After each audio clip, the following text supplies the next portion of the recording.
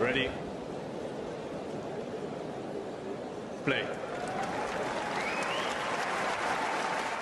Eala Krejcikova, you might be surprised, is among them.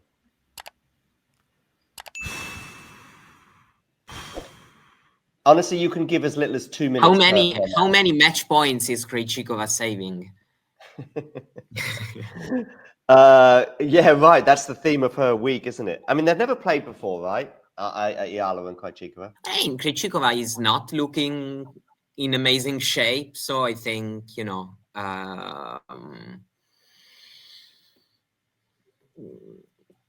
can be an interesting match for sure. Damien, do you think it can be interesting, like in terms of the styles? Yeah, I mean, both of them play very varied tennis. Obviously, Eala, the left-handed counter-punching, and Krejcikova, she can throw in all sorts of stuff. Last year at Wimbledon, I mean, I think it was such a good example of who she is as a player, right?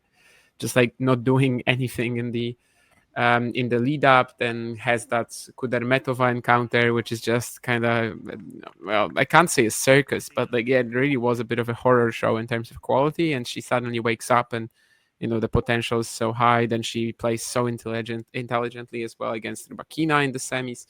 So in terms of just strictly matchup, yeah, it's exciting because there's no way of telling how they're going to approach it, and every single point can be played out in so many different ways. Just obviously fitness concerns are kind of the biggest thing. And well, Krejcikova just said her Wimbledon title was out of nowhere, and she hasn't done anything of note since either. So that's kind of been the story of her last 12 months, that she had one good event when she was healthy and when things clicked. So really, there's no way of telling how she's going to play. But it is an exciting matchup. Even from my perspective, where obviously I'm not as big as Eala, as just say, as some people are, especially all the viewers that we get from her country. But even from my perspective, yeah, sure, defending champion in a matchup that is so multi-dimensional. Sure, it's a good round one. Eala is 9-3, Eddie, on grass this year, which is pretty impressive. Much better than her clay swing. Yeah. Can Eddie? Can she beat Krejcikova? Yes.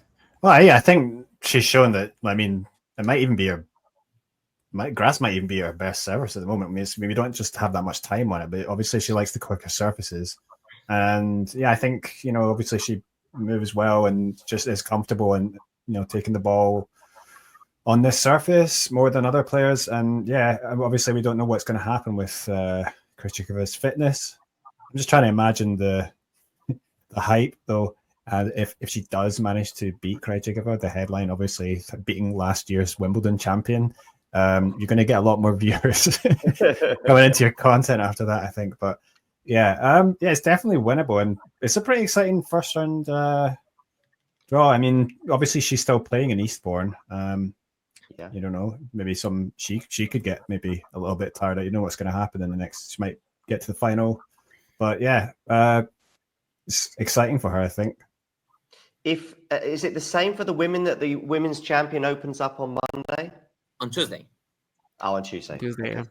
Cool. Defending champion starts center court action on Monday, and then the defending champion of the women's event starts the center court action on Tuesday. I'm going to be boring though and go Krejcikova in 3. If you enjoyed this video, make sure you hit that like button.